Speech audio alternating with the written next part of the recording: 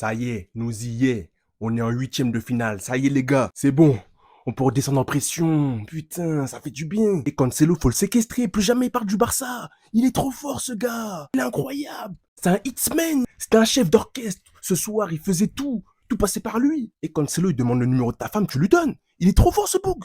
C'est obligé. C'est obligé. C'est quoi cette dinguerie qu'il nous a fait? Combien de reins il a laissé sur le terrain? Allez inquiéter. Il y a des reins qui sont laissés sur le terrain, là. Le voir à gauche, surclassé, baldé d'une force. Ça me fait mal au cœur. Mais je pleure, son poulet, je pleure. On a eu un Félix qui stat pour la confiance, c'est magnifique. D'ailleurs, sur son but, dès la première touche de balle, il pouvait jouer avec Lewan. Mais non, il préfère jouer avec Cancelo qui est centré à gauche. Ça veut tout dire, les gars. En plus, il lui remet bien une 2 magnifique. Il finit avec un plat du pied bien placé.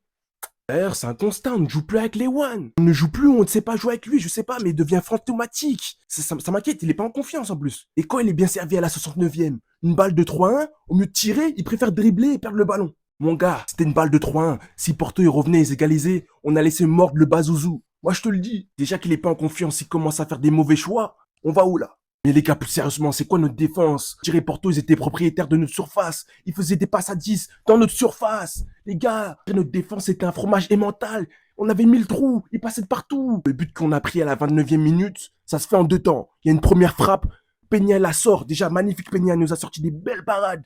Bref, il la sort. À ce moment-là, tout le monde s'arrête. Je dirais, frère, tout le monde s'est dit, ah, on va manger un but, tout le monde s'est arrêté. C'est-à-dire que sur la deuxième frappe, tout le monde était en retard. Incroyable, à ce niveau-là, c'est de passivité. Tu peux pas faire ça. Pourtant, le début du match, on l'entame bien, on était concentrés, etc. C'était équilibré. Mais à partir de la 20e minute, on s'est fait manger. On n'existait plus. Ils nous ont graillé dans le jeu. Porto ne nous regardait plus dans les yeux. Ils nous regardaient de haut, carrément. Faut dire merci à Monsieur Cancelo, qui égalise une minute après. Les deux fantastiques, Cancelo, Félix. Mais surtout, masterclass de Cancelo. Qu'il faut retenir, c'est que grâce à ces deux hommes-là, quand il fallait tuer, on a tué. Pourtant, Porto, ils jouaient bien, etc. On les a tués à partir de 2-1.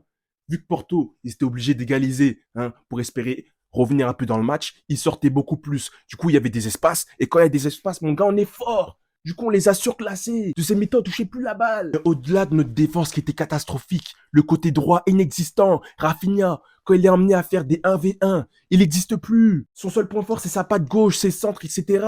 Donc le mettre est centré, ailier droit. Est-ce que c'est une bonne idée quand il est emmené à faire beaucoup de 1v1? Aller faire peut-être rentrer Yamal plus tôt, je ne sais pas. Mais bref, victoire très importante, les gars.